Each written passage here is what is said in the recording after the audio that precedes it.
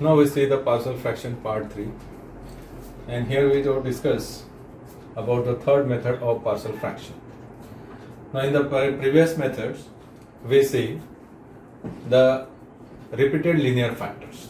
Now in this method we have to see when the denominator contains non-reducible quadratic factor. So first our question is, what is a non-reducible quadratic factor? Just you have to take some examples. First example, suppose x square minus 1. So by using the formula a square minus b square, a minus b, a plus b, here we get the factors x minus 1, x plus 1. इसका मतलब है कि ये factor हो रहे हैं. That means we say that it is a reducible quadratic factor. Here we want non-reducible quadratic factor. तो ये हो गया reducible. Now let's come here. X square plus 1. So here the factors are not available. So such factors we have to say that it is a non-reducible quadratic factor. Take again example, x square plus 2x plus 5. Here also the factors are not available. That means we have to say that it is a non-reducible quadratic factor. If you have to take another example, x square plus 2x minus 3.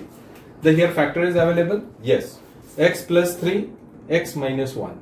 That means here the factors are available, and that's why we have to say that it is a reducible quadratic factor. So now we come to know the difference between reducible and non-reducible quadratic factor. Now here we have to take non-reducible quadratic factor. The process. Now this is a fraction 1 upon x minus x square plus b. X square plus b, we have to say that it is a non-reducible quadratic factor. That means the factors are not available here. So in such cases, how we arrange in terms of partial fraction?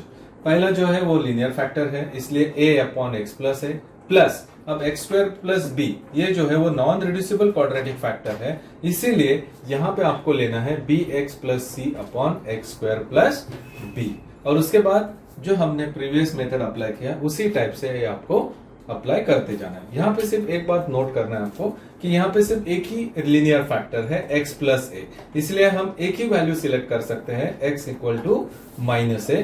बाकी दो constant के लिए आपको x का value assume करना पड़ेगा. Okay, तो देखते हैं प्रोसेस. सबसे पहला problem 1 upon x into x square plus 2.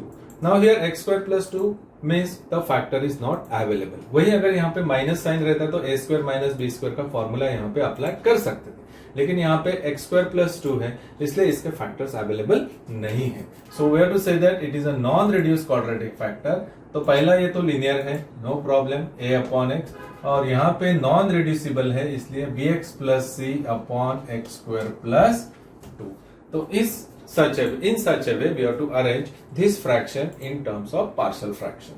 अब हमारा प्रोसेस पहले के जैसे अप्लाई करो. ये जो पूरा डिनोमिनेटर है हर एक टर्म को मल्टीप्लाई करो. Multiply both sides by x into x square plus 2.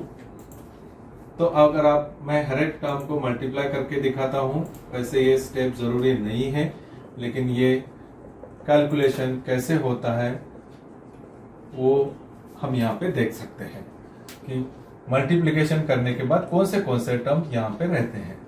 तो ये आप डायरेक्ट स्टेप करना है, px plus c upon x square plus 2 और मल्टीप्लाई करो x into x square plus 2. देखो अभी कौन से कैंसिल हो रहा है, x के साथ x, ये टर्म हो रहा है, यहाँ पे ओनली x कैंसिल हो रहा है, और यहाँ पे x स्क्वायर प्लस 2 कैंसिल हो रहा है. So how many terms remain here? 1 is equal to a into x square plus 2 plus bx plus c. देखो bx प्लस सी को हमेशा ब्रैकेट में रखो. ये अगर आप ब्रैकेट में ही नहीं रखते हैं तो आपका कैलकुलेशन गड़बड़ हो सकता है. तो take care, you put bx plus c always in the bracket. Otherwise अगर आप ब्रैकेट नहीं देते हैं तो इसका मतलब क्या हुआ कि ये सी x के साथ मल्टीप्लाई हो गया और bx अलग हो जाएगा, और वहीं से आपका कैलकुलेशन गलत हो जाएगा. इसीलिए हमेशा bx प्लस सी को ब्रैकेट के अंदर ही रखो. तो अभी सबसे पहले हम क्या करेंगे कि हमारे पास में लीनियर फैक्टर है. यस, एक लीनियर फैक्टर है, उसका हेल्प लेते हैं, 0 के साथ इक्वेट करेंगे. तो put x equal to 0 in 2. तो 1 is equal to a into 0 plus 2, b into 0 plus c, bracket is very important, into 0. तो 1 is equal to a into 2 0 plus c into 0. So a is equal to 2a, तो ये पूरा 0 हो जाएगा. 2a is equal to 1, that is a is equal to 1/2. तो देखिए यहाँ पे a का वैल्यू हमने कैसे फाइंड आउट किया है, it is 1/2.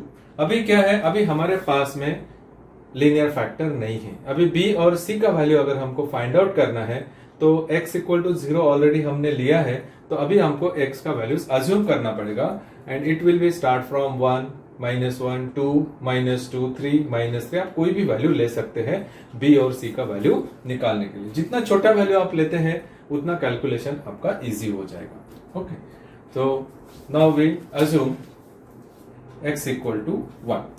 So now we substitute x equal to 1. It is assumed value in 2. तो देखो अभी 1 plus 2, 1 square is 1, plus b into 1 plus c into 1. तो ये हो जाएगा a into 3. अब ये b into 1 that is b plus c. So it is 3a plus b plus c. अब कौन सा वैल्यू अवेलेबल है? Yes, the value of a is available. So we substitute this value. तो ये हो जाएगा 3 into half plus b plus c. So therefore 1 minus 3/2 is equal to b plus c, और b plus c is equal to 2 minus 3/2 that is minus half. तो देखिए अभी a का value put कर दिया है. After calculation we get this b plus c is equal to minus half. तो इस तरह से ये इक्वेशन हमको मिल गया है. अभी हम देखते हैं कि c का वैल्यू दूसरा इक्वेशन निकालना है, because we have to find out the values of another constant. Now equal to -1, और माइनस अगर आपको नहीं चाहिए तो 2 लेते हैं इन 2. तो पुट करो अभी x इक्वल टू 2 में. So this is 2 square plus 2, b into 2 plus c into 2. So a into 4 plus 2 that is 6, 2b plus c into 2. So it is 6a plus 4b plus 2c. तो a का value put करो. What is a? a is 1/2. So 6 into 1/2 plus 4b plus 2c. तो यहां पे क्या आएगा देखो अभी 1 is equal to 3 plus 4b plus 2c, और 4b plus 2c is equal to 1 minus 3, और 4b plus 2c is equal to minus 2. Divide by, so when you divide by 2 you will get 2b plus c is equal to minus 1. So in such a way we get another equation. Solve these two equations simultaneously. b plus c is equal to minus half and 2b plus c equal to minus 1. अब c और c cancel हो जाता है, इसलिए subtraction किया है मैंने. -2b plus b is -b, c cancel हो जाएगा. फिर ये माइनस हाफ प्लस 1 हो जाएगा, क्योंकि यहाँ पे माइनस है और हमने सब्ट्रैक्शन लिया, इसलिए माइनस का क्या हो गया plus. So minus half plus 1. फिर minus b is equal to LCM लिया, -1 प्लस 2/2 that is 1/2. Now we substitute b is equal to, यहाँ पे b का वैल्यू माइनस हाफ मिल जाएगा, क्योंकि ये माइनस जो है वो इधर चला जाएगा. So put b is equal to minus half, और इन ऊपर वाला कोई भी एक इक्वेशन में पुट करो b plus c equal to minus half. So minus half plus c is equal to minus half, c is equal to minus half plus half that is 0. तो in such a way we get the value of c and the value of c is 0. अब ये जो values है, ये value put a b c in 1. तो क्या था हमारा question, x into x square plus 2 that is a की जगह अभी क्या आएगा, a का वैल्यू है हाफ अपॉन x.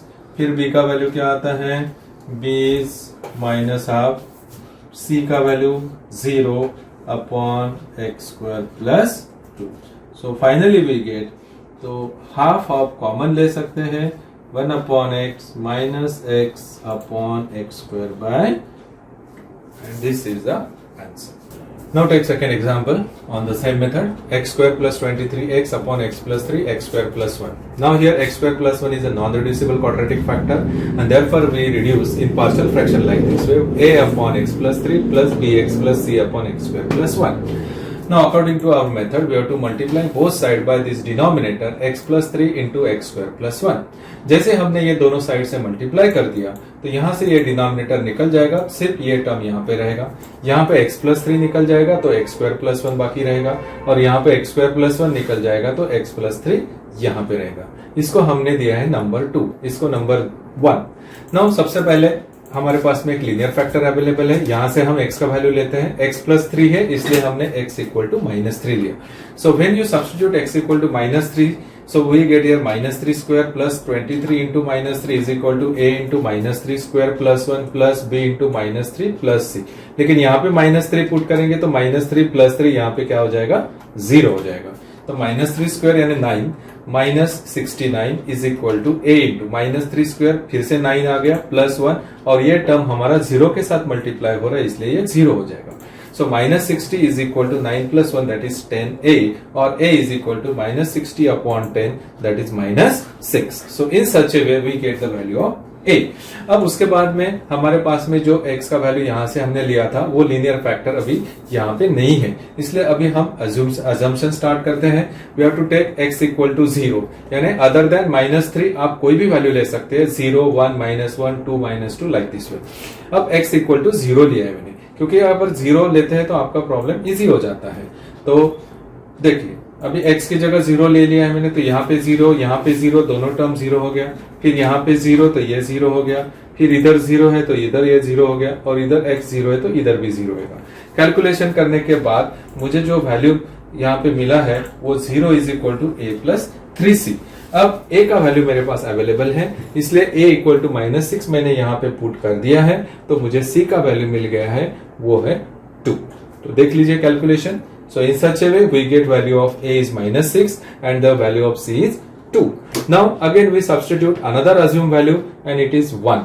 तो हमने x equal to 1 put किया था, 1 square is 1, 23 into 1 is 23, a into again 1 square is 1 plus again 1 plus b into 1 is b plus c into x plus 3 यानी 1 plus 3. तो देखो b plus c को हमेशा bracket में रखो, अगर आप ब्रैकेट में नहीं रखेंगे तो आपका कैलकुलेशन गलत हो जाएगा.